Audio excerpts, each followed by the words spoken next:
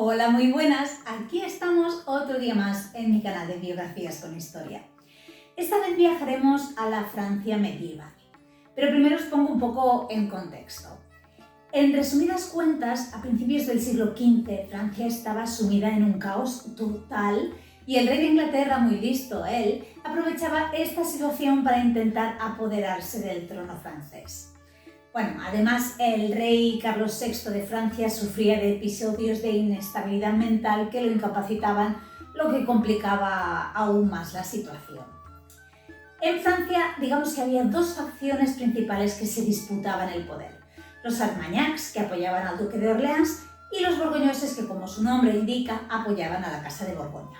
Y en medio de este conflicto estaba la mujer de la que hoy os hablaré, la reina Isabel de Baviera, que entonces tenía la dificultad o la dificilísima tarea de mediar entre las partes enfrentadas, además de cuidar, preparar y educar a sus hijos, quienes eran los herederos al trono, y que los pobres hubieran tenido que fijarse en su padre, pues lo hubieran tenido claro.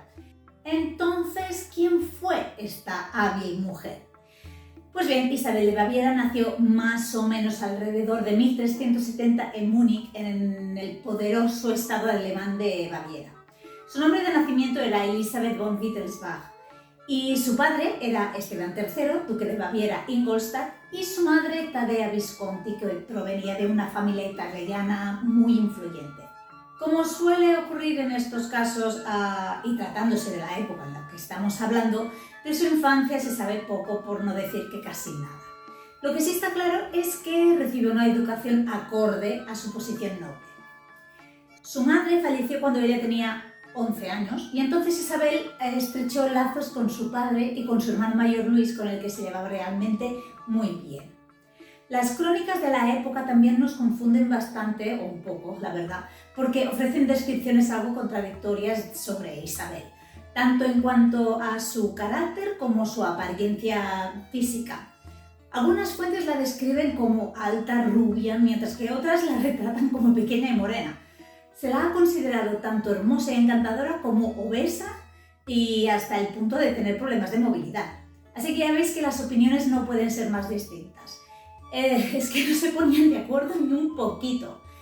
Bueno, a finales del siglo XIV, Francia buscaba desesperadamente una alianza con el Sacro Imperio Romano Germánico para enfrentarse a los invasores ingleses, que ya os he dicho al principio que estaban allí al acecho, ¿no? En 1383, el joven rey francés Carlos VI pidió ayuda a los Países Bajos bajo la influencia de Felipe el Temerario, duque de Borgoña. Federico, hermano del padre de Isabel, es decir, el tío de Isabel, respondió a esta solicitud. Los franceses entonces le preguntaron a Federico si tenía alguna hija disponible para casarse con el rey. Él no tenía, pero como su hermano sí, pues ofreció a su sobrina Isabel, que entonces ya era una adolescente. En ese momento la cosa quedó ahí, pero en 1365 el matrimonio se volvió a discutir. El rey Carlos, que entonces tenía 17 años, era un joven pues bastante apuesto y de constitución, digamos que atlética. Le encantaban las justas, la cacería y estaba ansioso por casarse.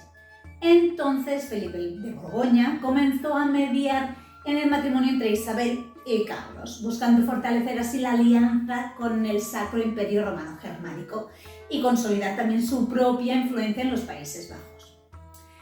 Al principio, el padre de Isabel era bastante reacio a enviar a su hija a la corte francesa, donde la costumbre era que el rey viera a su posible novia desnuda. Menuda gracia, ¿no? En fin, no voy a entrar en ello. Fuera como fuera, acabó aceptando, pero con la condición de que nadie, ni siquiera Isabel, conociera el verdadero propósito de este viaje. Lo que le dijeron a ella fue que se iba en una especie de peregrinaje a Amiens. Bueno, sin comentarios. Su tío Federico la acompañó a Hainaut, donde se hospedó en la casa de su tío abuelo, un tío abuelo suyo que era el duque Alberto I. La mujer de este, que se llamaba Margarita, empezó a instruirla en las normas y la etiqueta de la corte francesa para que la pobre se fuera familiarizando un poco con el entorno y no todo lo que le esperara fuera un shock, ¿no? Isabel, que vestía al estilo bávaro, obviamente, adoptó rápidamente el elegante estilo francés. Así pues, el 13 de julio de 1365, Isabel partió para encontrarse con el rey Carlos y llegó a Amiens el 17 de julio. Con este enlace, evidentemente, no solo se unían Isabel y Carlos, sino que también se fortalecían las alianzas políticas súper cruciales para Francia en su lucha contra los ingleses, y también consolidó la posición de Felipe de Borgoña en los Países Bajos, como hemos dicho. Según lo que relatan las crónicas, en la primera reunión entre Isabel y Carlos, ella, por suerte, estaba completamente vestida. Eso sí, tuvo que estar ahí en medio, súper quieta, para que la pudieran observar muy detenidamente. Si todo salía bien, la pareja se casaría en Arras. Ya hemos dicho antes que al final no se sabe cómo era exactamente Isabel, pero fuera como fuera, Carlos quedó tan impresionado que insistió en casarse con ella de inmediato, así que solo 3 días más tarde se celebraron las nupcias. Al día siguiente de la boda, Carlos se fue para una campaña, como no, contra los ingleses, mientras Isabel se instalaba con Blanca, duquesa de Orleans y tía abuela de Carlos, quien la instruyó, digamos que más profundamente en las costumbres y tradiciones de la corte francesa. Más tarde, Isabel se trasladó al castillo de Vincennes, donde Carlos la iba visitando pues frecuentemente, ¿no? Al final, este castillo se convirtió en su lugar favorito y diríamos que fue su hogar, ¿no? Durante los primeros años de matrimonio, Carlos colmó a Isabel con regalos y atenciones para ella y para los suyos, porque, por ejemplo, promovió la carrera de su hermano Luis y también le arregló 2 matrimonios ventajosos con viudas francesas. Pronto Isabel se convirtió en una mecenas de las artes y era conocida por ser muy bondadosa y muy piadosa. Llegó el día de la coronación de Isabel, que fue el 23 de agosto de 1389 en la Catedral de Notre Dame. Como no, este acto fue precedido por una fastuosa procesión por las calles de París que duró todo un día, y tras la ceremonia se celebró otra espectacular procesión y un banquete que fue lo más de lo más. En este momento Isabel ya estaba embarazada de 7 meses y bueno, ella tuvo varios hijos y este primero nació en septiembre de 1386. Fue un niño al que llamaron Carlos, pero que tristemente murió 3 meses después. En 1388 nació su hija Juana, que también falleció más o menos 2 años más tarde, y el tercer hijo que tuvieron, que fue otra niña, que llamaron Isabel, y que esta sí sobrevivió, pero que, ojo, y no os pongáis las manos en la cabeza, aunque tengáis ganas de hacerlo, se casó a la edad de 7 años con el rey Ricardo II de Inglaterra. Otra hija, también llamada Juana, nació en 1391 y sobrevivió, y se casó más tarde con Juan VI, duque de Bretaña. Luego, en 1392, nació otro hijo, al que volvieron a poner el nombre de Carlos. Vivió más tiempo que el primero, pero también murió a los 8 años. En 1393 nació su hija María, quien fue enviada a un convento a los 4 años y más tarde se convertiría en priora, como no. En 1395 nació Micaela, quien también sobrevivió y se casó con Felipe el Bueno, duque de Borgoña. Y ya luego vino su hijo Luis en 1397, pero murió siendo muy joven, no llegó ni a los 20 años. Al año siguiente, en 1398, nació Juan, que le pasó lo mismo que al anterior. Y a ver, ya estamos por el 10º hijo, que se llamó Catalina, la cual acabó casándose con el rey Enrique V de Inglaterra y fue la madre del siguiente monarca inglés, Enrique VI. El siguiente hijo fue Carlos, otro Carlos, que nació en 1493 y que acabó heredando el trono francés como Carlos VII. Y ya por último, Felipe, que nació en 1407, pero vivió solo unas pocas horas. Bueno, ¿cómo lo veis? En total, 12 vástagos, 7 hijas y 5 hijos. Una proeza y para la época ya más aún, ¿no?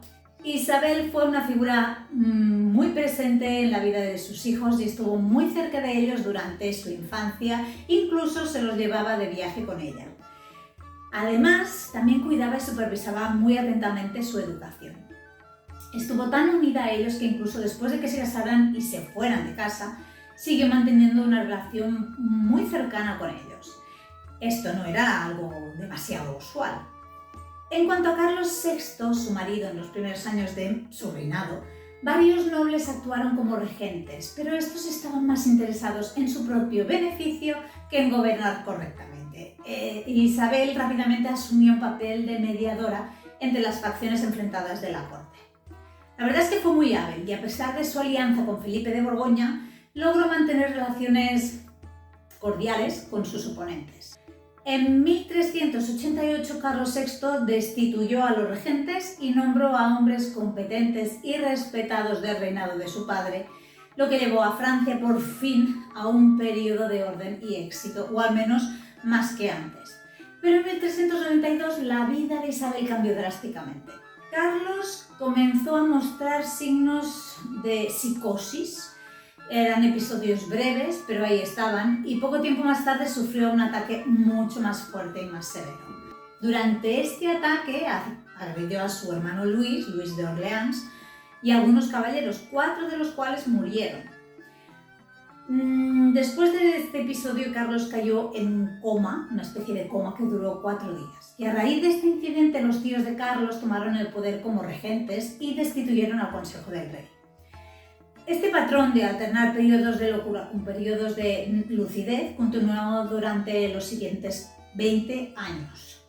Casi nada. En ocasiones, Carlos llegó a mostrarse incluso violento con Isabel, pero ella permaneció leal y se quedaba con él cuando estaba lúcido. Bueno, por cierto, Isabel tuvo a buena parte de sus hijos aún estando Carlos enfermo, sufriendo todas estas series de ataques psicóticos y violentos, ¿no? También sabía que su marido tenía un amante y no dijo nada, al contrario, dio su consentimiento.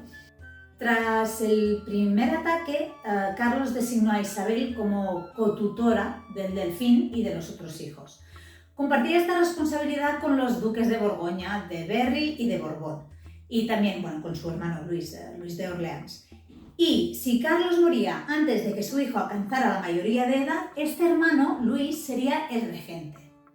A ver, de hecho, Luis argumentaba que sus poderes de regencia también se aplicaban durante los periodos de enfermedad de Carlos, pero esto fue cuestionado por el duque de Borgoña, que no le gustaba nada esto y que se veía a sí mismo como el jefe del gobierno en ausencia del rey.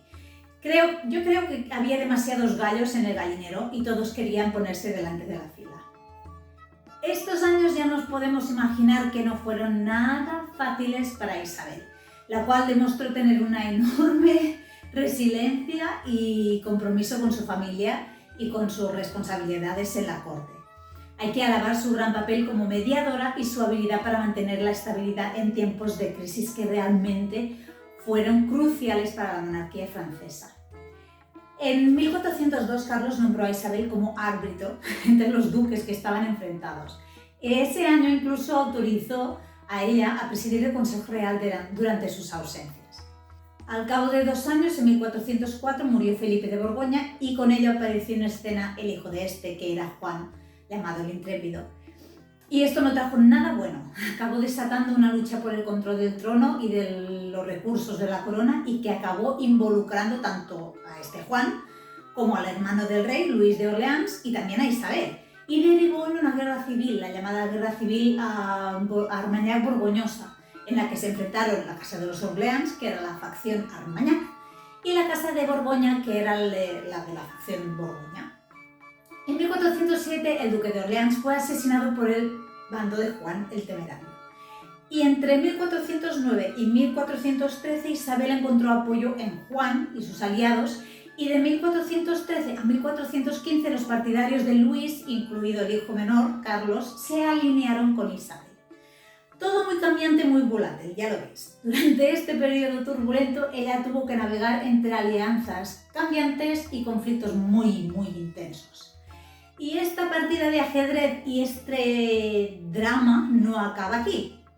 En 1419 Juan el Intrépido fue asesinado por los consejeros del Delfín Carlos. Un caos. Y mientras esto ocurría, había alguien que se estaba frotando las manos con todo esto. Sí, Mientras las facciones francesas se enfrentaban, Enrique V de Inglaterra avanzaba implacablemente e iba conquistando territorios en Francia. Para rizar aún más el rizo, durante este tiempo Isabel fue encarcelada en Tours.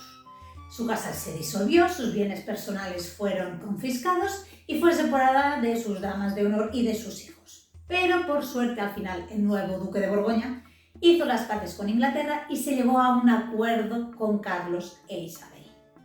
El resultado fue el Tratado de Troyes, que se firmó en 1420. Como Carlos VI no pudo asistir a la firma del tratado, Isabel lo representó. Este tratado no dividió Francia, pero estableció que Carlos VI seguiría siendo rey, con Enrique V de Inglaterra como su regente y heredero, y que luego, una vez éste reinara a su muerte, sus hijos pasarían a ser los próximos herederos, y así sucesivamente. Lo habéis oído bien. El hijo heredero de Carlos e Isabel, el delfín Carlos, fue eliminado de la ecuación, o sea, fue desheredado. Por su parte, Isabel pasaría a residir en París, que estaba controlada por los ingleses. El acuerdo también disponía que Enrique V se casaría con Catalina, la hija de Carlos e Isabel, y de esta forma se unirían las dos coronas. La teoría era que tanto Inglaterra como Francia serían gobernadas por separado, siguiendo sus propias leyes y sus propias costumbres, pero bajo un solo monarca. Un par de años más tarde, en 1422, Carlos VI murió, pero ojo que Enrique V también había fallecido a principios de ese mismo año, con lo que su hijo pequeño, Enrique VI, pasó a ser el nuevo rey de Francia. Isabel, tal y como se había establecido previamente, permaneció en París, en un segundo plano, y las malas lenguas empezaron a esparcir rumores sobre su vida un poco desenfadada y promiscua, lo que también llevó a poner en duda un poco la legitimidad de su desheredado hijo. Bueno, digamos que se reavivaron viejos rumores sobre la paternidad de Carlos, porque siempre se rumoreó que Isabel era amante de su cuñado Luis y bueno, que a lo mejor el hijo no era de Carlos. En fin, años más tarde, en 1429, Isabel se retiró al Hotel Saint Paul, donde vivió con la segunda esposa de su hermano, y allí ya murió en 1435. Tenía unos 65 años más o menos, que no estaba nada mal para la época. Y bueno, pues ya lo veis, una vida bien intensa y marcada por un sinfín de desafíos políticos y personales también. Sinceramente, poco se ha hablado de esta mujer, de esta reina que dio un paso al frente cuando su marido no tuvo la suficiente capacidad mental para poder desempeñar el papel de monarca, un papel que le tocó desempeñar a ella. Y lo hizo con determinación, con habilidad y con mucha valentía. Tuvo que tomar decisiones muy relevantes, muy decisivas y muy complicadas. En su momento fue bastante impopular, hubo quien la defendió, pero también se la criticó, y muchísimo a ella, que se opinó que sus decisiones influyeron negativamente en la unidad y la estabilidad de Francia. Lo que sí es cierto es que estaba presionada por muchos bandos y no lo tuvo nada fácil. Tenemos que tener en cuenta que durante su reinado, o mejor dicho, durante su regencia, se estaban dando uno de los periodos más turbulentos de la historia de Francia. Hablaros de ella hoy es mi pequeño tributo a esta figura histórica que ya os digo que para mí es poco conocida y reconocida, y aquí, bueno, pues va mi granito de arena. Decidme qué os ha parecido su biografía, si alguno ya la conocía, y dejadme sugerencias para próximos vídeos. Bueno, espero que nos veamos muy pronto y hasta entonces os mando un abrazo enorme para todos y para todas.